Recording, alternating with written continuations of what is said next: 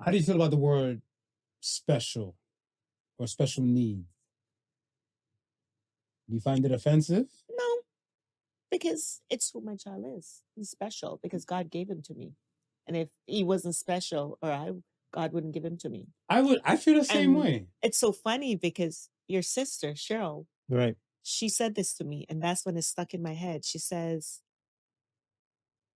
if God didn't know you could handle it, he wouldn't give it to you. Right. And he gave it Right. to me twice. So for me, them being special and somebody saying, oh, he's special needs, I don't care. It actually helps in society because when you mention Asperger's, Mhm. that's no longer in the spectrum anymore. Right. So when you go for funding, Mm, if your child's diagnosed with Asperger's, you get no funding from the government because they're not autistic anymore. If Asperger's is no longer on that so-called spectrum, it's gone. right. So Right. if somebody says, well, he's special, he's autistic, I said, take the diagnosis. Don't argue with them because that's the only way you're going to get help. Yeah. When I get new people come to me and saying my kid's autistic, I don't believe my kid.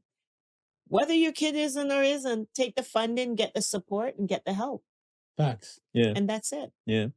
So I think so. What somebody one day and stuff, I was explaining about my son and Mhm. his world, and I said and stuff, and I'm like, yeah, he's special needs.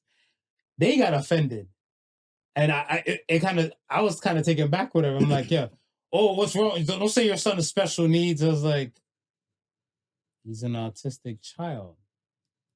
I was like, she's like, oh, but you want to make him seem like he's different from everybody else. I'm like, he is. Yeah. And I hope that the world would treat him a little bit more. Again, the compassion would be the Yeah. key word Mhm. for me, because I look at it stuff as where we come to a point where